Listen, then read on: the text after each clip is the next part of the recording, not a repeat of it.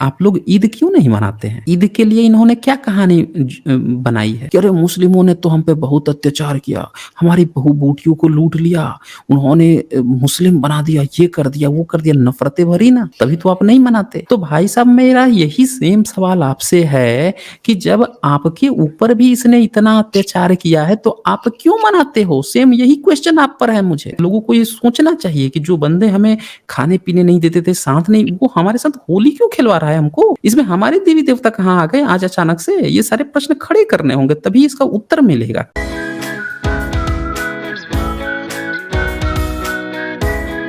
आज हम लोगों को जितनी भी कहानी पकड़ाई गई है ना, ये सब के सब जो हैं पिछले 300, 400, 500 साल में लिख के और इन लोगों ने ये कहानियाँ हम लोगों को चिपका दी है। और जी, एक्चुअल जो कहानी है, उसको समझने के लिए आपको या तो विदेशी ट्रैवलर्स के नोट्स पढ़ने पड़ेंगे, जो आज से हज़ार साल पहले या उससे पहले भारत में आए थे और भारत के पर्व त्योहारों के बारे में लिख के गए थे। तो उनके जो नोट्स हम खोजते हैं ना, तो वहाँ से हमें पता चल जाता है कि इनका स्वरूप क्या था और इन लोगों ने जो कहानियाँ पकड़ाई है, उसका क्या स्वरूप था। ये दोनों चीज़ें हमें चेक करनी होगी। तो सबसे पहले हम पौराणिक घटनाओं की बात करते हैं। जी, तो अभी जैसे कि गौतम जी ने बड़ी खूबसूरती से इन बातों को रखा और बताया भी कि कैसे जो है एक कहानी हमें पौराणिक कथा बताई गई है कि हिरण्यकश्यप जो है उसका बेटा जो है प्रहलाद, वो उसको कहा जा रहा है कि वो भक्त है, विष्णु का भक्त है और बाप जो है कह रहा है कि नहीं विष्णु की भक्ति मत करो, तो उसको अब मारने जा रहा है, उसको जो है उसकी बहन जो है होलिका उसके गोद में बैठा के जलाया जा रहा है। तो जो दूसरी तरफ का ये एक तरफ के लोगों का कहना है। अच्छा इन्होंने जो पौराणिक कथा हम लोगों को पकड़ाई है, इसका साइड इफ़ेक्ट देखिए इन्होंने क्यों पकड़ाई है, पहले इनका मनोविज्ञान समझिए। जी, इनके पास अपना इतिहास नहीं था। इनको तो पता नहीं है इतिहास। इनको तो बुद्ध या अशोक थे या गुप्त वंश था, इनका इतिहास नहीं पता था। उनके सारे इंस्क्रिप्शन अंग्रेज़ों ने 20वीं सदी में पढ़कर हम लोगों को दिए हैं। तो इनको नहीं इतिहास पता है, तो जब इतिहास नहीं पता होता है तो काल्पनिक कथा आपको पकड़ाई जाती है। अच्छा, आप जब ये बात पकड़ लेते हैं ना कि ये हमको ना काल्पनिक कथा पकड़ा रहा है, तो अब आप क्या करते हैं ना उसको फाइट करना शुरू करते हैं। जब फाइट आप शुरू करते हैं तो आप क्या करते हैं कि आपके पास भी इतिहास नहीं है क्योंकि इसने तो आपको अशिक्षित रखा है। तो हुँ, जब हुँ, आप अशिक्षित होते हैं तो अब क्या करते हैं इसकी कहानी पकड़ के उसमें का जो नेगेटिव चरित्र होता है ना, वो आप ये सोच लेते हैं कि ये बिल्कुल सही बोल रहा होगा। वो जो नेगेटिव चरित्र है ना वही मेरा पूर्वज होगा, इसने उसके साथ अत्याचार किया है। तो आप ऐसा समझ लेते हैं। तो इन लोगों ने क्या किया है ब्राह्मणिकल सिस्टम ने जानबूझकर कथा कहानी पकड़ा दिया भारतीय के लोगों को कि देखिए वो था, ये था। तो अब इसमें से कुछ लोगों ने क्या किया कि जो हिरण्यकश्यप था उसको अपना वो मान लिया, पूर्वज मान लिया। होलिका को अपना पूर्वज मान लिया और फिर जो अब होलिका को ये क्या कहता है कि वो राक्षसी थी और उसको लेके जलाता है। होलिका दहन के जी, दिन ये बताएगा कि होलिका एक दिन जलाते हैं हम। अच्छा स्त्री को एक दो यहाँ पे 2 पॉइंट है। एक तो आप राक्षसी थी या कोई भी थी, आप उसको जला के उल्लास कैसा? किसी स्त्री को जलाकर आप कैसा उल्लास मना रहे हो?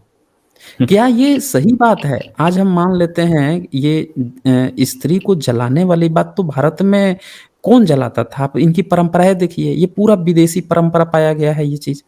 भारत में 2 चीज़ें पाई गई, एक तो इन्होंने सती प्रथा की शुरुआत की थी, कि पति मर जाए तो उसकी पत्नी को भी लेकर जला दो, ये जी, चीज़ इन्होंने किया। तो औरतों पर इतना विहंगम अत्याचार करना इनकी संस्कृति है, भारत की संस्कृति नहीं है, ये चीज़ समझिए। भारत जी, की क्यों नहीं संस्कृति है तो मैं आपको बताता हूँ कि ये औरतों को जलाने की परंपरा जो विच हंटिंग के नाम पे विदेशों में भी खूब पाई गई।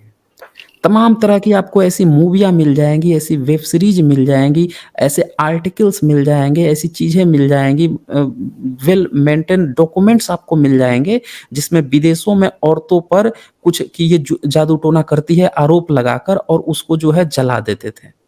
उनको किसी दूसरे वो बता के समुदाय का है और पकड़ के इनको जिंदा जला देते थे। इस तरह की ढेरों घटनाएँ। तो जी, ये जिंदा औरतों को जलाने की जो घटनाएँ हैं, ये विदेशी परंपरा है, भारत की नहीं है। और आपको तो पता ही है क्यों इनको विदेशी कहा जाता है, क्योंकि इनकी हर चीज़ जो है विदेशों से मैच करती है, यहाँ से मैच ही नहीं करती है। जी। अब देखिए यहाँ पे अब दूसरा ट्विस्ट लीजिए कि एक अगर ये कहानी सही नहीं है तो वास्तव में एक्चुअल क्या है? अब एक्चुअल क्या है मैं आपको बताता हूँ 11th सेंचुरी का आपको एक घटना बताता हूँ। 11th सेंचुरी में अलबरूनी भारत में आया था। जी। आकर सारे पर्व त्योहार का वो लिख के गया है। वो जब आप उसका पढ़ेंगे ना, उसका पूरा नोट्स पढ़ेंगे तो सारे त्योहारों के बारे में लिख के गया है और ये भी लिख के गया है कि औरतों का एक त्योहार फाल्गुन में मनाया जाता था। और ये भी लिख के गया है कि उस दिन आग लगाते थे और आग लगाकर गाँव से बाहर ले जाकर फेंक आते थे। लेकिन आपको जानकर हैरानी होगी दोस्तों कि उसमें जो कहानी बताई गई है, आग लगाने वाली और आग लगा के गाँव से बाहर भेजने की और वो स्त्रियों का भी पर्व बोला है कि ये स्त्रियों का पर्व है। आपको जानकर हैरानी होगी कि वो घटना जो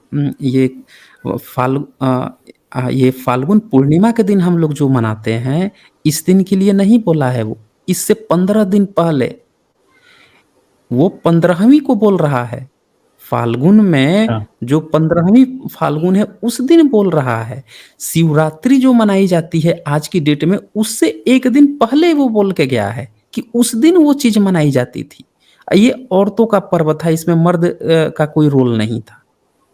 तो जी। आपको देखिए ये चीज़ समझिए नोट कीजिए कि पिछले 1000 ईयर्स में इन लोगों को ये तक भी याद नहीं है कि अगर जलाने स्त्रियाँ अगर कोई चीज़ आग का त्योहार भी मनाती हैं तो ये 15 दिन शिफ्ट कर दिए और इसको एक काल्पनिक कहानी से भी जोड़कर मैदान खड़ा करके सबको पकड़ा दिए हैं। तो ये दोस्तों आप लोग पकड़ सकते हैं जब अलबरूनी का नोट्स पढ़ेंगे उसने हर जितने भी उस समय पर्व त्योहार मनाए जाते थे, उन सबको जी। वो बाकायदा लिख-लिख के गया है। तो वहाँ से ये आपको वेरिफ़िकेशन मिल जाएगा, चेक मिल जाएगा कि यार इसने होली का तो कोई ज़िक्र नहीं किया और जो डेट बता रहा है वो जो शिवरात्रि हम लोग मनाते हैं उसके 1 दिन पहले का वो बता रहा है कि उस दिन जो है ये औरतों का पर्व है। तो आज जो है ना स्वरूप हम लोगों को ये काल्पनिक कथा कहानियाँ पकड़ा दिया गया है, जो रियलिटी में है ही नहीं और भारत का इतिहास कुछ और है। इतिहास में कभी मनाया ही नहीं जाता था। जो भी पर्व त्योहार है, तो वो आपका तो कतई नहीं है। हमें ये थोपा गया है, तो ऑफ़ कोर्स इसके पीछे कुछ न कुछ रहस्य है। ज़रा आप लोग 1 मिनट सोचिए कि जो बंदे सार्वजनिक तालाब में जहाँ पे एक बीमार पशु भी पानी पी सकता था, उसमें रहने वाला मेंढक भी और उसमें की मछलियाँ और कीट-पतंगे भी उस तालाब का पानी पी सकते थे, वहाँ पे पानी पीने ये लोग नहीं देते थे। ये इतना नीच समझते थे। वो व्यक्ति जो है आज आपके साथ होली दीपावली अगर मनवा रहा है, मना रहा है, तो आप सोचिए कि कितना बड़ा षड्यंत्र के तहत वो राज़ी हुआ है या उसने ये चीज़ थोपी है। बिना फ़ायदे के तो वो ये काम करेगा नहीं, आपके साथ आएगा। जो जी। ये करना ही अपने धर्म के विरुद्ध समझता था, वो आज आपके साथ अगर आ रहा है, तो इसका मतलब ज़रूर है कि कुछ न कुछ घपला हुआ है जो आप समझ ही नहीं पा रहे हैं। जी। दरअसल आपको वो किसी न किसी नत्थी करके फँसाए हुए है। हुँ। धर्म से धर्म के अंदर आपको खींच लिया है, फँसा लिया है आपको। अभी तक आप बाहर थे, उसको नहीं महसूस थी, उसको नहीं ज़रूरत थी आपकी क्योंकि उसके सामने राजा कोई और था। उसके सामने राजा कोई और था, उसकी झोली कहीं और से भर रही थी। लेकिन जैसे ही उसे पता चला कि अब आपसे कुछ लेना है, तो फिर इसने वो चीज़ें आप पे थोप दी हैं और आप उसमें फँस गए हैं और फँस गए हैं तो आप बहुसंख्यक होते हुए भी आज तक अपने लिए कुछ नहीं कर पाए। अब वो अल्पसंख्यक होते हुए भी सब कुछ दनादन अपने लिए किए जा रहा है, पूरा भरा पड़ा हुआ है। तो ये षड्यंत्र तो है। अब इसको समझना होगा कि षड्यंत्र ये कैसे-कैसे हुआ है। जी। तो इसमें ना मैं आप लोगों को कुछ इनकी कहानियाँ दिखाऊँगा और इन्होंने अपने धर्म ग्रंथों में क्या-क्या लिखा हुआ है और किस तरह से इन लोगों ने इसको मतलब लोगों को रिझाने के लिए फँसाया हुआ है। जैसे जी। बिहार में आपने सुना होगा कि जो लोग जब होली मनाते हैं तो एक-दूसरे बड़ी फूहड़ होली कहा जाता है कि फूहड़ होली मनाते हैं, गालियाँ वगैरह भी देते हैं, अश्लील गाने चलते हैं। तो इसने क्या किया है, ये चीज़ भी अचानक से नहीं आई है, इसको भी इसने अपने धर्म ग्रंथों से लेकर आया है। अब मैं आपको ना एक यहाँ पे शेयर कर रहा हूँ, उसको थोड़ा पब्लिक को दिखाइए, जी। तो उससे पब्लिक को भी क्लियर होगा कि इन्होंने क्या-क्या चीज़ें हम लोगों को पकड़ाई हुई है। यहाँ पे आप देख रहे होंगे, ये दरअसल भविष्य पुराण में इसने लिखा हुआ है, भविष्य पुराण की घटना है और इसमें जो है ये होलिका के बारे में बात कर रहा है कि जी। भई होलिका जो जलाई जाती है और इसमें युधिष्ठिर के द्वारा कहलाया जा रहा है। युधिष्ठिर प्रश्न खड़ा कर रहा है कृष्ण से कि हर गाँव और शहर में फाल्गुन की पूर्णिमा के दिन उत्सव क्यों होता है? अब हुँ, देखिए, हुँ। यहाँ पे फाल्गुन जो शब्द आ रहा है, ये तो कैलेंडर है। कैलेंडर किसकी देन है? तो शकों की देन है, जो जी, कुषाणों की देन है, जो कनिष्क सम्राट थे, बौद्ध सम्राट थे। ये तो ये त्योहार, ये जो फाल्गुन महीना है, चैत, वैशाख, जेठ, अषाढ़, ये बुद्धिस्ट कैलेंडर का है। ये तो आप लोगों को, बहुत सारे लोगों को नहीं पता होगा। वीडियो खुद शेयर करके पता लगवाइए, बताइएगा सब लोगों को कि जो जी, जी, कैलेंडर बिल्कुल। भारत में चल रहा है, जिसको हिंदू कहा जाता है, हिंदू कैलेंडर, ये हिंदू कैलेंडर नहीं, ये बुद्धिस्ट कैलेंडर है। ये चीज़ आप समझिए। जी सर, तो आपने एक अब एक्सप्लेन किया हुआ है वीडियो में, हम चाहेंगे कि जी, सर वो वीडियो का नंबर अगर आपको याद हो तो बताएँ, बाद में लोग जाकर उसे देखें ज़रूर, कैलेंडर वाला। हाँ, हाँ, हाँ। कैलेंडर पे मैंने बनाया हुआ है, बहुत सारे वीडियो बने हुए हैं। 148 है, 149 है, ऐसे वीडियो हैं, जो जो कैलेंडर पे बने हुए हैं। तो इसमें जो है, आप ये चीज़ समझिए कि युधिष्ठिर के समय में कैलेंडर आ गया था। ज़रा सोचिए तो पहले, युधिष्ठिर के समय में कैलेंडर आ गया था। अरे युधि कैलेंडर आया है पहली और दूसरी सदी में। पहली और दूसरी सदी में इनका जो कैलेंडर, ये लोग विक्रम संवत आजकल खूब प्रचारित किए हैं, जो ईसा से 78 ईयर्स पहले का बताया जा रहा है, उसका सबूत 10वीं सदी से पहले का नहीं मिला है। वो जी, 10वीं जी, सदी के बिल्कुल। बाद आया है। जो सबसे पुराना मिला है वो पहली सदी का है। तो वो कैलेंडर जो है, ये बता रहे हैं कि ये जो युधिष्ठिर के मुँह से कहलवाया जा रहा है, यहीं से आप पकड़ लीजिए कि इनने कब अपना धर्म ग्रंथ लिखा है। इसका मतलब कि इन्होंने धर्म ग्रंथ ही पहली सदी के बाद लिखा हुआ है। तो अब ये जो कहता है कि पूछ रहा है कृष्ण से कि क्यों मनाया जाता है फाल्गुन की पूर्णिमा तो को? सर ये जो और जैसा कि फागुन शब्द सर जो यूज़ होता है कि फागुन में ये हुँ, हुँ। मनाया जाता है, तो यहीं से आया है क्या ये फाल्गुन शब्द से ही? हाँ, हाँ, हाँ, हाँ। हम लोग ये बोलते हैं ना, नॉर्मली जी, फागुन बोला जाता है और जी। अब इसको फाल्गुन फाल्गुन इन लोगों ने कर दिया है। फागुन अच्छा। ही बोला जाता है। हुँ। तो उसी से लिया गया है। तो अब इसे देखिए, 11वीं सदी में अल-बुरूनी आता है, तब तक भी ये नहीं मनाया जा रहा है।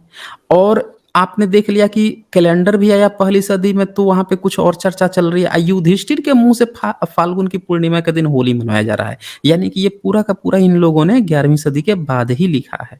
इससे ये भी क्लियर हो रहा है।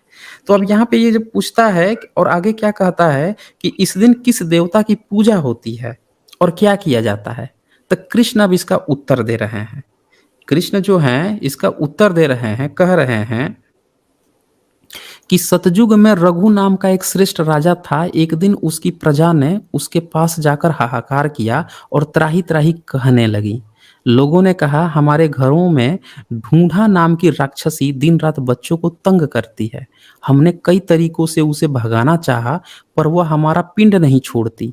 प्रजा के ये शब्द सुनकर राजा ने नारद के इस विषय में चर्चा की।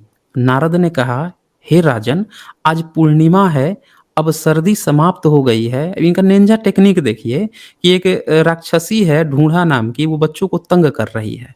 तो हुँ, उसकी प्रॉब्लम को सॉल्व करने के लिए नारद मुनि का निंजा टेक्निक देखिए कि क्या सलाह देते हैं, कैसे वो राक्षसी को भगाया जाएगा। कहते हैं, अब सर्दी समाप्त हो गई है, प्रातः काल गर्मी शुरू हो जाएगी।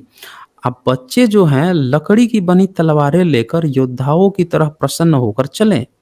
वे सूखी लकड़ियाँ और उपलों को सहस्र एकत्र करें, विधि पूर्वक आग जलाकर रक्षोग्न मंत्रों का उच्चारण करते हुए हवन करें। देखिए, हवन पकड़ा दिया अच्छा। कि अब देखो उसको भगाना है, तो भैया तुम लोग बैठ के अब हवन करो। अच्छा, हवन करके और क्या करना है? अग्नि की परिक्रमा करते हुए वे हँसें, गाएँ, जिसके मुँह में जो आए उसका उच्चारण करें। यहाँ पे ये भी नहीं ज़रूरी है कि मंत्र ही उच्चारण करना है, जो मन में गाली आए भी दे मुँह सकते हैं। फटाइए। हाँ, गाली भी दे सकते हैं, बिल्कुल। अच्छा। तो उ क हाँ, हाँ, हाँ। हाँ। यही तो इनकी संस्कृति है ना, गाली-गलौज की, मुँह फटाई, जो मुँह में आए वही बक दो, किसी तरह अपने को हाइलाइटेड रखो कि हम ही हैं आगे। तो सर तो अभी इस तरह अभी के हम जब से देख रहे हैं जी। अपने गाँव में, हालाँकि अब तो ये सब खत्म हो गया है। पहले देखते थे जब मैं छोटा था कि लोग होली के जस्ट 1 दिन पहले रात में दारू वगैरह का सेवन करके इसी हुँ, तरीके हुँ। से अनाप-शनाप गाली-गलौज और कुछ गाने गुनगुनाते थे। तो कहीं इसका तो वहाँ पे लक्षण नहीं दिखता? यही तो है ना, इन्होंने यही चीज़ तो पकड़ाई है, समाज को इन्होंने क्या दिया है? पूरी दुनिया साइंस ने समाज को दिया, इतनी उसके साइंटिस्टों को जला दिया गया, मार दिया गया, फिर भी उन लोगों ने दुनिया को उपकरण दिया कि आप इससे आपको मदद मिलेगी और इन लोगों ने ये संस्कृति दी, गाली-गलौज की संस्कृति। जी, कंटिन्यू ये करें। आगे देखिए इसमें क्या लिखा है? जी, आगे जी, देखें। इसमें लिखा है हवन करें, फिर अग्नि की परिक्रमा करते हुए हँसे-गाएँ, जिसके मुँह में जो आए उसका उच्चारण करे, अपनी-अपनी भाषा में स्त्री के गुप्तांगवाची शब्दों को बोलें। सुन लीजिए, आ गया गाली-गलौज अच्छा। वाली बात, कि स्त्री के गुप्तांगवाची, इसीलिए आपने देखा होगा कि भारत में जितनी गालियाँ हैं, उसमें से 90 से 95% गालियाँ स्त्री के गुप्तांगों पर बनी हुई हैं। जी, बिल्कुल। इसीलिए ये चीज़ ये इन लोगों ने अपने पुराणों से भारतीयों को सिखाया है गाली-गलौज की, और स्त्री को इसीलिए ये लोग जलाते हैं, दिखाते हैं कि भई स्त्री इतनी नीच है कि उसको जलाओ, राक्षसी कह के जलाओ, उसके गुप्तांगों की गाली दो। अब बच्चों से करवा रहे हैं, देखिए छोटे-छोटे बच्चों से। ये छोटे-छोटे बच्चों को जो है उनको सिखाया जा रहा है कि उनको परेशान करती थी तो ऐसे-ऐसे गाली देना है। फिर इसमें आगे ये लिखता है कि ऐसा करने पर वह राक्षसी भाग गई। तब से वह होलिका नामक पर्व चल रहा है। अब देख लीजिए, तब अच्छा। से ये होलिका, अब ये उनकी गालियाँ सुन-सुन के अब भाग गई, तब से ये पर्व चल रहा है, तब से ये लोग रोज़ गाली दे रहे हैं बैठ के। जला रहे हैं और तब से ये गाली दिए जा रहे हैं। तो सर जैसा तो कि ये आपने इन जो लोगों का यहाँ हालत पे है। बता रहे हैं सर, मैं क्लियर कर लेता हूँ ताकि लोग समझ पाएँ। जैसे कि होली के दिन जो आपने देवर भाभी की चर्चा की कि बिहार में काफ़ी फ़ेमस है कि होली के त्योहार में जो जितनी भी अश्लील चीज़ों को बढ़ावा दिया जाता है, अगर देखना हो तो होली के दिन में देखें, और मैंने देखा भी है। बहुत गंदे तरीके से महिलाओं के साथ गंदे मज़ाक किए जाते हैं, गंदे वर्ड का इस्तेमाल किए जाते हैं, और रंग और जो कीचड़ वगैरह होता है, वो जो लगाने की उनकी जो तौर तरीका होता है, वो कहीं देखा जाए तो बिल्कुल अश्लील से भरा होता है। तो यहाँ से चीज़ों को तो प्रेरित नहीं किया गया है। इस पे बताएँ? जी, जी। बिल्कुल, बिल्कुल, बिल्कुल आपने सही आकलन किया है। दरअसल इन लोगों ने यही चीज़ पेश ही की है समाज में। इनका ये है कि किसी भी युवा को, युवती को, जिनमें जो नवयुवक होते हैं, तरुण होते हैं, उनमें आकर्षण होता है, उनको जब आप खुलेआम इस तरह की छूट देते हो कि इस तरह से तुम्हें करना है, तो वो बेचारे आकर्षित होते हैं इन चीज़ों में। तो हुँ, उनको हुँ। जानबूझ के अपने इन लोगों को चीज़ें उनको थोपनी थी। अभी तक तो दूर रखे थे। अब इनकी स्वार्थ पूर्ति है कि हमें या तो उनसे कुछ लेना है, चाहे वोट ही लेना है, या कुछ इन पर वर्चस्व जमाना है, या इनको कंट्रोल करके रखना है। तो फिर ये ज़रूरी है कि उनको अपने धर्म की नकेल में फँसाया जाए। और उसके लिए चाहे अगर बच्चों को फँसाना है तो उनको एडल्टरी सामग्री दीजिए, उसमें फँस जाएँगे। बहुत सारे लोग नशा-वशा में फँसा देते हैं बच्चों को, तो यहाँ पे इनको एडल्टरी में फँसाकर इनको धर्म थोप दिया गया है, यहाँ पे त्योहार थोप दिया गया है एडल्टरी में। तो तभी तो ये प्रचलन चल रहा है ना, यहाँ पे देवर-भाभी में जो चीज़ें चल रही हैं, गाली-गलौज चल रहा है, उठा के जैसे मन करे पूरा बाल्टी-बाल्टी उठा के ऊपर से डाल देते हैं, कपड़ा किधर जा रहा है, किधर नहीं जा रहा है, लूट रहे हैं, पोट रहे हैं, कर रहे हैं सब इस तरह से। तो ये सारी शिक्षाएँ यहीं से दी जा रही हैं, अधर्म ग्रंथों के माध्यम से। बताइए, कृष्ण के मुँह से कहलवाया जा रहा है, युधिष्ठिर और कृष्ण के मुँह से। नारद जी। यहाँ पे सजेशन दे रहा है। तो ये इनका हाल है। जी। ओके। तो जी, और कछ कुछ कहना है सर? आगे बढ़ें? हाँ, हाँ, हाँ। तो इसमें इसमें हमें ये चीज़, एक चीज़ समझनी होगी कि इनके जितने भी धर्म ग्रंथ हैं, उन सभी धर्म ग्रंथों में होली मनाने का अलग-अलग जगह पे चर्चा आया हुआ है।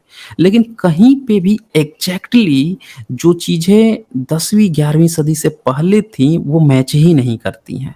जैसे इन्होंने एक किताब लिखी है, एक काणे महोदय थे, उनको इन लोगों ने ना भारत रत्न का भी दिलवा दिया है, और हालाँकि उसके वो हकदार होने नहीं चाहिए थे। क्योंकि जी। उन्होंने बहुत सारी गलतियाँ की हैं, बहुत सारी ऐसी चीज़ें लिखी हैं जो वेरीफ़ाई करने पर गलत निकल रही हैं।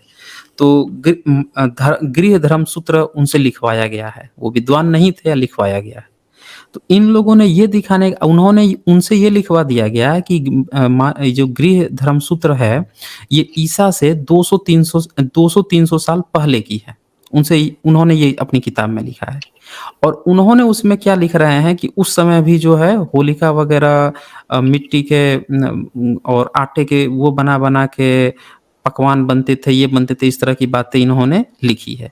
तो ये लोग क्या करते हैं कि अपनी हर चीज़ को उठाकर जानबूझकर पीछे दिखाने की कोशिश करते हैं। फिर ये बिना किसी तथ्य के, बिना किसी सबूत के एक आर्टिफ़िशियल किताब लिखते हैं। फिर क्या करते हैं, उनको ही प्राइज़ दिलवा देंगे। कोई ऐसा प्राइज़ दिलवा देंगे कि लोगों की नज़र पड़े। जैसे ही नोज लोगों की उन पर नज़र पड़ेगी, फिर लोग पढ़ेंगे। फिर जैसे-जैसे कुछ लोग पढ़ेंगे, तो लोग माने या ना माने, ये लोग अपने लोगों में ये बात सर्कुलेट कर देते हैं कि अब हम लोग मान रहे हैं इस चीज़ को। तो ये लोग मानने लगते हैं, तो दूसरा भी बेचारा मानने लगता है। तो जी, इस तरह से ये लोग अपनी धर्म संस्कृति को पीछे ले जाने की कोशिश करते हैं। लेकिन जब आप विदेशी ट्रैवलर्स की बुक पढ़ते हैं, तो आपको पता चलता है कि उनके समय में तो ये सारी चीज़ें पाई ही नहीं जाती थी। बताइए 15 साल तक यहाँ पे हेनसोंग रहा, हैं? 15-17 साल तक यहाँ पे इत्सिंग रहा, हैं? 5 साल तक जो है वो रहा, फाहियान रहा, 5 साल से ज़्यादा रहा था फाहियान। और मेगास्तीनीज़ जो है वो भारत में 12 साल तक रहा, 5 से 12 साल तक। 50 से 56 से ज़्यादा स्कॉलर्स जो हैं इत्सिंग से पहले आ चुके थे। वो लोग इतने-इतने साल यहाँ पे रह के गए, उनको कभी होली दीपावली नहीं मिला। इन लोगों को यहाँ पे धड़ाधड़ कागज़ पे मिलते जा रहा है सारी चीज़ें। तो इससे ये बहुत बड़ा एक षड्यंत्र है दोस्तों कि ये लोग किस तरह से ये दिखाकर अपनी किताबों को पुराना दिखाकर और हम लोगों पर त्योहार थोप रहे हैं कि ये सारी चीज़ें बहुत पुरानी-पुरानी चीज़ें हैं। लेकिन इनका इतिहास पुराना है ही नहीं।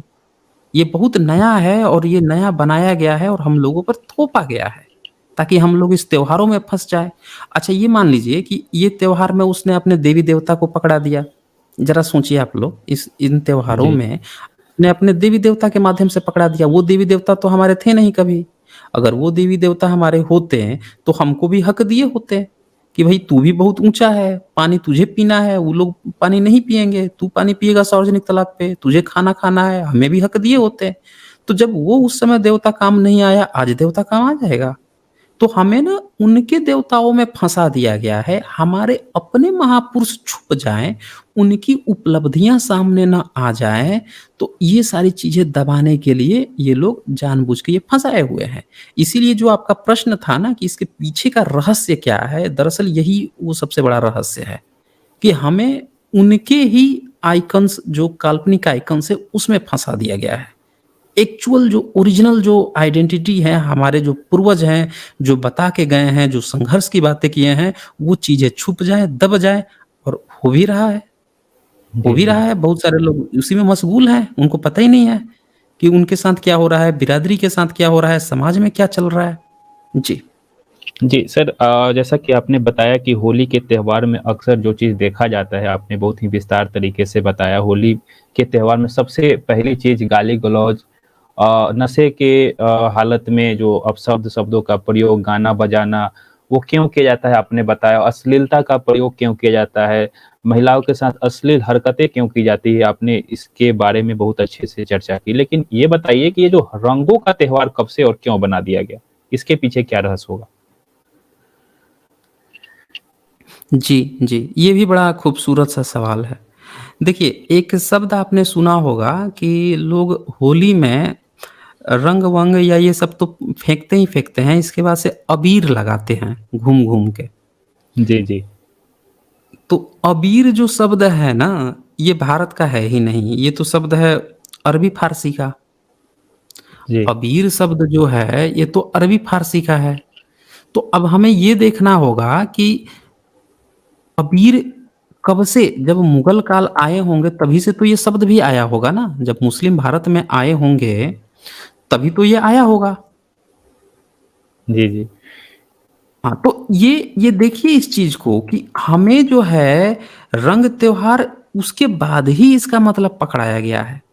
और पकड़ाने का मतलब क्या है कि हम जो हैं वो बन जाएँ, मतलब बेवकूफ़ बन जाएँ, अबीर बन जाएँ। एक नॉर्मली आप इसको तोड़िएगा हाँ। 2 भाग में तो यही बनेगा ना अबीर, सर तो मतलब हमने आप सुना है बूझ नहीं रहे जी। हैं। जी, बिल्कुल हम ये पूछने ही वाले थे लेकिन आपने बता दिया कि अवीर जो शब्द है अक्सर कहा जाता है कि जिस शब्द का अर्थ ना निकले उसको 2 भाग में तोड़ो, उसका संधि विच्छेद करो, आपको उस वर्ड का मतलब समझ आ जाएगा। तो मतलब अवीर यानी कि तुम वीर नहीं हो, अवीर हो। तो मतलब कि लोग उस चीज़ को लगाकर क्या अपने आप को ये साबित करते हैं कि हम वीर नहीं हैं? हाँ, ये चीज़ यहाँ पे बहुत अच्छा ये भी आपका प्रश्न है। देखिए, दरअसल इसकी हमें ना ये कलरफुल जो पकड़ाया गया है, ये कहीं न कहीं पहले तो ये चोरी का माल निकल गया क्योंकि ये शब्द ही अरबी है, अरेबिक शब्द है। तो जी, अरेबिक शब्द है इसका मतलब कि इस चीज़ को अपनाया भी इन लोगों ने मुस्लिम के बाद ही है, क्योंकि मुस्लिम आएगा तो मुस्लिम ने तो कभी नहीं कहा कि तुम हमारे साथ अबीर खेलो, ये लोग ज़रूर जी, खेलने लगे। तो खेलने भी नहीं लगे, मुस्लिम में तो ये शासन में थे ना, दूसरों को नीचा कर रहे थे। खिलाना तो ये तब शुरू किए हैं जब अंग्रेज़ों के कालखंड में ज़रूरत पड़ी है, कि अब सत्ता अब हमको मिल जाए। तो फिर ये सामने वाला जो है वीर न रह जाए, वो अबीर ही रहे। सामने वाला जो है अबीर ही रहे, नीचे ही रहे।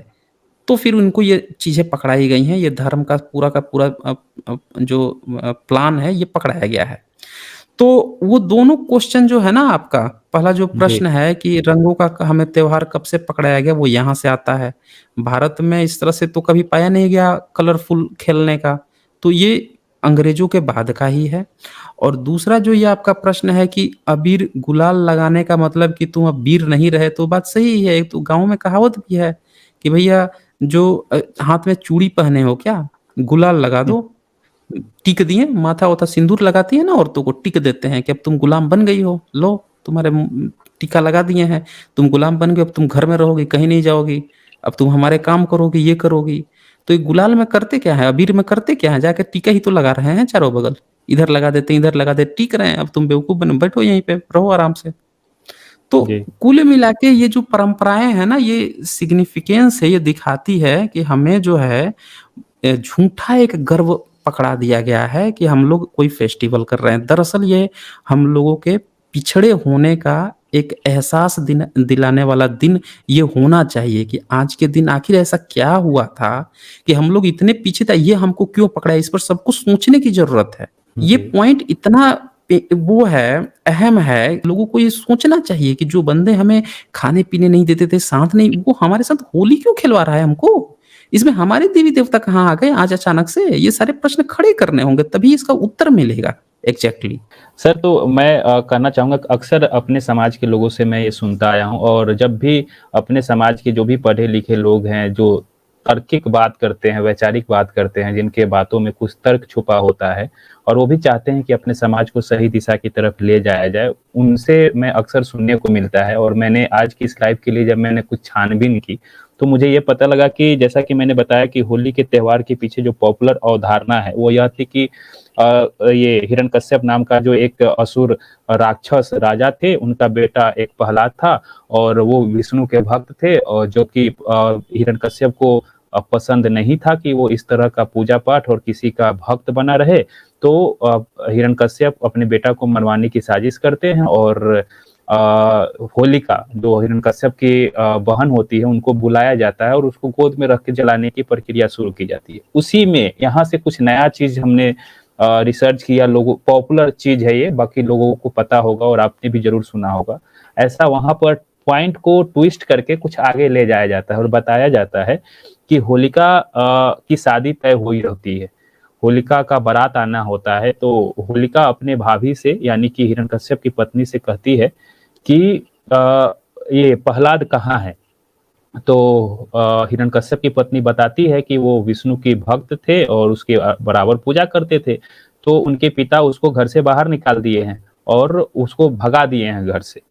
तो राज जो हिरण्यकश्यप होते हैं वो राजा होते हैं और वो तर्क बताया जाता है कि वो तार्किक होते हैं, नास्तिक मिजाज के होते हैं और वो हमारे समाज के होते हैं, ऐसा कहा जाता है। और साथ ही ये भी कहा जाता था कि उनको कोई हरा नहीं पाता था, इसलिए जो आर्य हैं, उनको हराने की एक साजिश गढ़ते हैं, जिस साजिश में एक नया पॉइंट निकल कर ये आता है कि वो अपने बच्चे को घर से बाहर निकाल देते हैं। तो वो जो आर्य समाज होता है उसको चाहता है कि इसको बिगाड़ दे, इसको नशे के हालत में इसको दारू पिलाएं, नशा खिलाए, गलत चीजों में इसको बहका दें, और वैसा ही इसके साथ किया जाता है। फिर जो हिरण्यकश्यप की जो बहन होती है होलिका, वो ये बोलती है कि भाई हमारा शादी है और सभी लोग भोज खाएंगे, खाना खाएंगे, अच्छे अच्छे पकवान खाएंगे, लेकिन हमारा भतीजा नहीं खा पाएगा, मुझे अच्छा नहीं लगेगा। ये स्वाभाविक है कि भतीजा के प्रति जो उसकी बुआ होती है उसका प्यार लगाव कुछ ज्यादा होता है। तो उसको खाना खिलाने की सोचती है, और इस संबंध में हिरण्यकश्यप की पत्नी से होलिका बात करती है कि मुझे खाना बना कर दो और मैं प्रहलाद को मैं खाना खिलाकर आऊंगी। तो वो सेम उसी तरीके से खाना लेकर प्रहलाद को खिलाने जाती है बाहर, क्योंकि उसको घर से बाहर निकाल दिया जाता है हिरण्यकश्यप के द्वारा। जाती है, खोजते खोजते खोजते खोजते काफी दूर निकल जाती है, जंगल में चली जाती है, प्रहलाद नहीं मिलता है और आगे खोजती है। तो खोजने के वक्त कुछ लोगों के द्वारा उनके साथ घिनौना अपराध किया जाता है, और अपराध करके उनको मार दिया जाता है, आग में जला दिया जाता है सबूत मिटाने के कारण। तो इस उपलक्ष्य में ये बात आती है, इस चीज का पता राजा को लगता है, हिरण्यकश्यप को लगता है, और हिरण्यकश्यप जो इस घिनौने अपराध को अंजाम दिए होते हैं, उस अपराधियों को राज दरबार में लाया जाता है, और राज दरबार में लाकर एक पंचायत बैठाई जाती है, एक दरबार लगाया जाता है जिसमें इन दोषियों को सजा देने की बात होती है। उसी वक्त हिरण्यकश्यप अपने तलवार से उनके सर पर अवीर लिखते हैं और काली पोता जाता है, अवीर लगाया जाता है, और गांव समाज टोले मोहल्ले में उनको घुमाया जाता है कि देखो भाई ये अवीर हैं, वीर नहीं है, क्योंकि इन्होंने अवीरता का परिचय दिया है। एक लड़की पे 7-8 लोगों ने घिनौना अपराध किया है। इस तरीके से वहां से अबीर की शुरुआत हुई, और जो तिलक उसके सर पे जो तलवार से जो तिलक लगाया जाता है और अबीर लगाया जाता है, वहां से ये सब चीज शुरू हुई। ये अपने समाज के लोग ज्यादातर इस चीज को बताते हैं। तो इसमें कितनी सच्चाई है, इस पे बताएं आप। जी, जी। देखिए गौतम जी, आपने जो स्टोरी सुनाई है अभी, इस तरह का स्टोरी आता है, आर्टिकल्स आते हैं, इसमें ये चीज़ बताई जाती है। लेकिन इसका जो सोर्स है वो कहीं न कहीं सोर्स पौराणिक है, कि पौराण में ही इन लोगों ने कथानक बनाया है हिरण्यकश्यप का, और फिर जो है ये जलाने वाली बात आई है। और जो भक्त है वो विष्णु का भक्त है, वैष्णव भक्त है। तो जो विष्णु का भक्त है, और वैष्णविज़्म का जो इतिहास हम भारत में देखते हैं, तो वो 12वीं-13वीं सदी के बाद ही भारत में आता है। तो जी 12वीं-13वीं सदी के बाद ही वैष्णविज़्म जब भारत में आता है, तो कहीं न कहीं उसके अनुयायी भी उसके बाद ही बने होंगे, और ये कथा कहानियाँ भी उन लोगों ने इसके बाद ही बनाई होगी।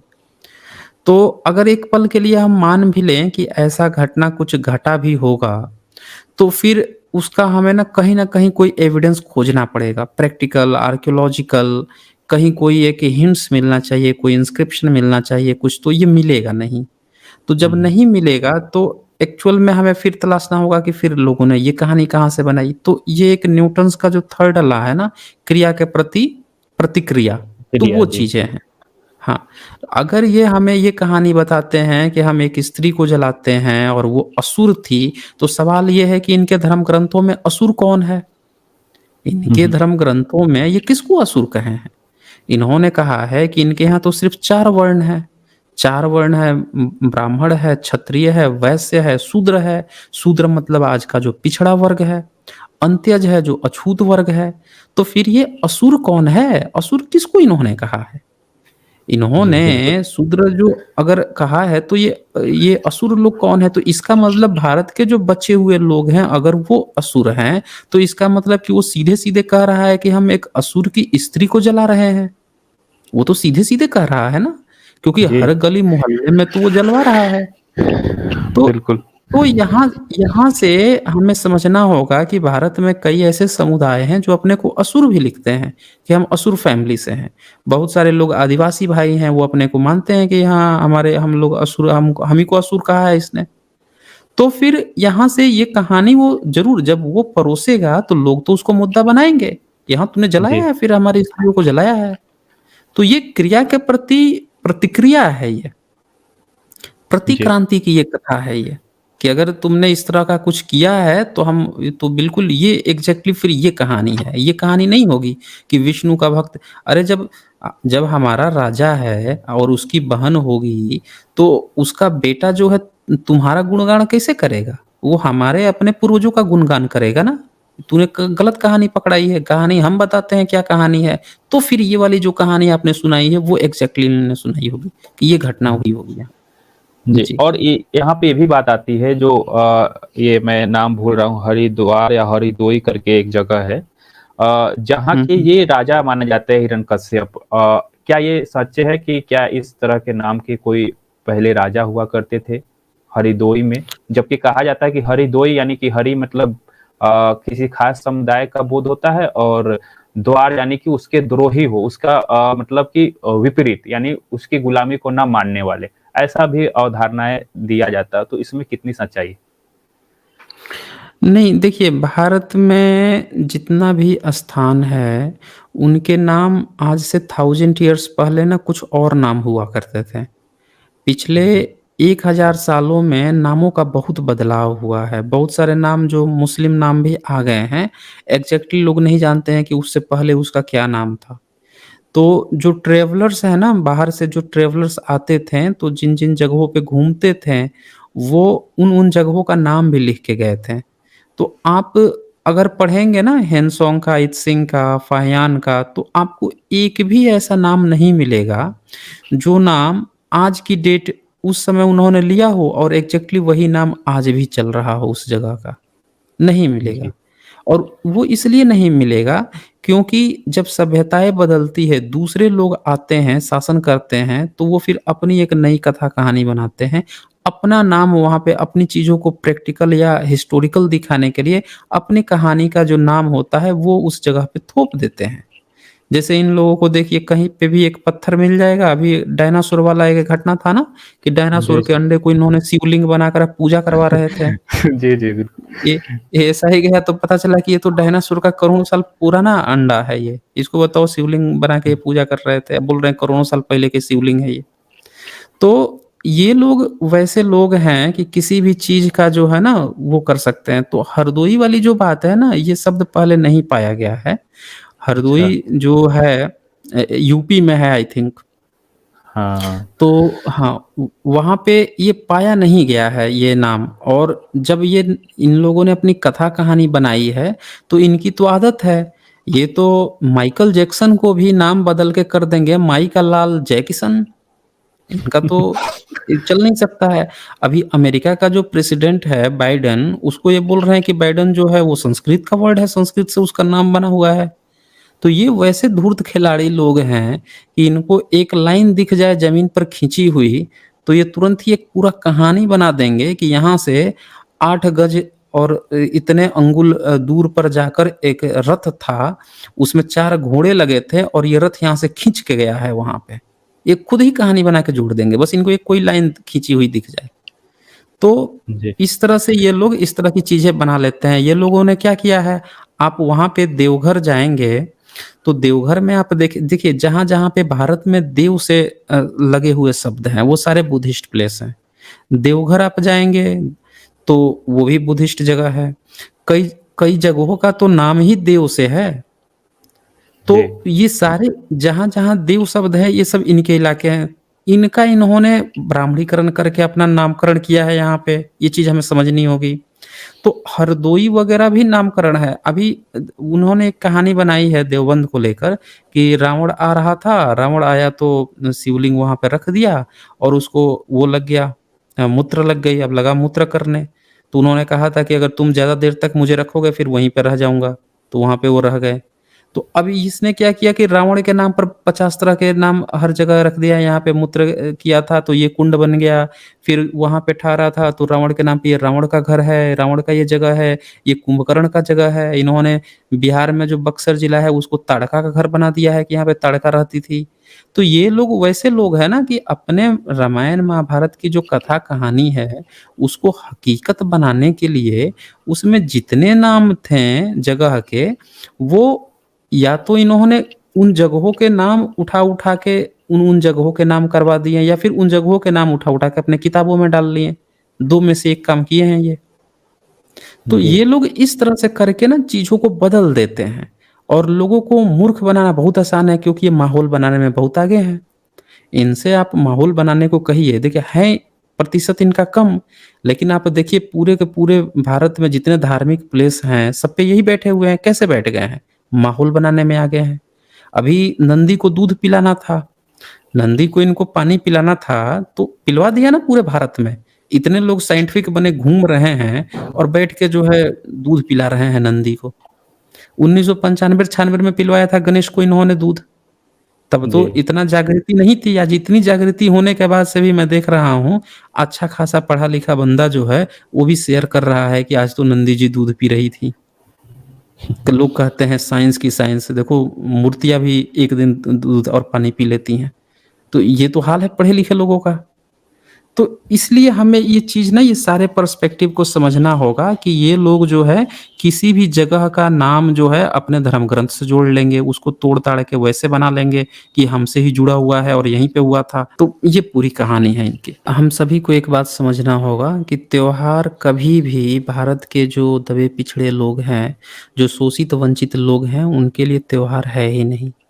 हमारे लिए त्योहार का मतलब है कि हमारे जो पूर्वजों ने जो संघर्ष किया है, उन संघर्षों को याद करने का दिन होना चाहिए। अपने पूर्वजों का आप जन्मदिन मनाएँ, उनकी अच्छी बातों को याद कीजिए। आप जो है, जो भारत के जो नेशनल जो है जैसे स्वतंत्रता दिवस है, इसको आप मना सकते हैं। आप रिपब्लिक डे मना सकते हैं, इस तरह की चीज़ें कर सकते हैं। महापुरुषों की जीवनियाँ आप ज़रूर याद करें, उनकी बायोग्राफ़ी उनको ज़रूर याद करें। हर्षोल्लास के लिए बहुत सारे पॉइंट हैं। कोई ज़रूरी नहीं है कि जिन लोगों ने हमें सदियों से शोषण किया, खाने-पीने तक नहीं अधिकार दिया, इंसान तक नहीं समझा, हैं? बताइए, जीव-जंतु तक जो है उनको ज़्यादा अधिकार था और इंसान को इतना नीच बना के रखा। वैसे लोगों के कथा कहानियों को हम हकीकत मानकर और उस पर हम हर्षोल्लास करें, ये क्या शोभा देता है आपको? आप बताएँ, आप लोग ईद क्यों नहीं मनाते हैं? ईद के लिए इन्होंने क्या कहानी बनाई है? आप लोग जो है मुस्लिमों के जो त्योहार हैं वो क्यों नहीं मनाते? इन्होंने क्या कहानी सुनाई है कि अरे मुस्लिमों ने तो हम पे बहुत अत्याचार किया, हमारी बहू-बेटियों को लूट लिया, उन्होंने मुस्लिम बना दिया, ये कर दिया, वो कर दिया, नफ़रतें भरी ना, तभी तो आप नहीं मनाते। तो भाई साहब मेरा यही सेम सवाल आपसे है कि जब आपके ऊपर भी इसने इतना अत्याचार किया है तो आप क्यों मनाते हो? सेम यही क्वेश्चन आप पर है मुझे। आपके ऊपर जब इन्होंने इतना अत्याचार किया है, इनके धर्म अच्छा मुस्लिम ने तो कभी अपने धर्म ग्रंथ में इस तरह से नहीं लिखा है कि भारत के जो शूद्र हैं उनको ही अत्याचार करना है। काफ़िर वगैरह लिखा है, तो काफ़िर में तो सब आ गए ना, हिंदू, जी। मुस्लिम, सिख, ईसाई सब आ गए। तो मुस्लिम नहीं आए, मुस्लिम के अलावा सब आ गए, बौद्ध, जैन सब आ गए। लेकिन इसने तो आपको स्पेशली टारगेट कर के लिखा है कि शूद्र को ही अधिकार नहीं मिलना चाहिए। शूद्र को उसने तो अपने धर्म ग्रंथों में मुस्लिमों के बारे में नहीं लिखा क्योंकि इनके ईश्वर तो मुस्लिम को जानते नहीं थे, ईसाइयों को जानते नहीं थे। ये तो पूरी तरह से इनके ईश्वर भी आप ही को टारगेट कर रहे हैं। तो दोस्तों ये पर्व हमारा है ही नहीं, कतई नहीं है हमारा। अगर आप इसमें फँसे हुए हैं तो कहीं न कहीं आप जो है हाँके जा रहे हैं। बेलगाम घोड़े जो हैं आपको कंट्रोल करने के लिए ये चीज़ आपको पकड़ाई गई है और इस पूरे स्ट्रीम को आप ध्यान से देखिएगा शुरू से तो आपको क्लियर हो जाएगा कि पूरी तरह से पर्व त्योहार जो है आपको कंट्रोल करने के लिए, आपको फँसाने के लिए पकड़ाया गया है। अगर आपको आगे बढ़ना है तो आप इन काल्पनिक कहानियों से बाहर निकलिए। उन त्योहारों को, उन बर्थ डेट को, उन महापुरुषों को मनाना शुरू कर दीजिए, उस दिन हर्षोल्लास कीजिए, किताबें बाँटिए ना। ये जो हैं मूल निवासी मेगा मार्ट का लिंक पड़ा होगा, ये लिंक देखिएगा डिस्क्रिप्शन वगैरह में, वहाँ से ऑर्डर दीजिए ना, मँगाइए, पूरी किताबें मँगाइए, शेयर कीजिए, जागरूकता लाइए लोगों में। भारत के लोगों को इतिहास बताइए कि हमारा क्या इतिहास रहा है, उनको हक दिलाने में मदद कीजिए ना। ये आपका असली त्योहार है। अपने लोगों से मिलिए-जुलिए, उनसे बातें करना सीखिए, खुशियाँ बाँटिए, ये हमारा त्योहार है। ये सब त्योहार नहीं है कि कथा-कहानी ज़िंदगी भर शोषण करते रहा, आज जब ज़रूरत पड़ी है तो एक कथा-कहानी लपक के फेंक दिया और आप घुस गए उसमें अपना त्योहार समझ के और फिर जब घोड़ी पर बैठ रहे हैं तो आपको गाली दे रहा है। आपके यहाँ बहू-बेटी नहीं भेजता है, कहता है, "अरे! नीच जाति, इसके यहाँ हम अपने बहू वो भेजेंगे, बेटी भेजेंगे इसको, इसको बेटी देंगे, ये नीच जात का है।" ये सब इस तरह के शब्द उनके यहाँ चलते हैं, आपके मुँह पर भले ना कहे, क्यों नहीं करता है इंटरकास्ट मैरिज? कॉन्स्टिट्यूशन तो दे रखा है ना ऑर्डर कि हम सब भाई हैं और जो है इंटरकास्ट मैरिज को वो प्रमोट करता है, फिर क्यों नहीं करता वो? तो दोस्तों ये समझना होगा हम सबों को कि ये त्योहार हमारा है ही नहीं। हमें दरअसल फँसाने के लिए किया गया और हमें इससे बाहर निकलना है।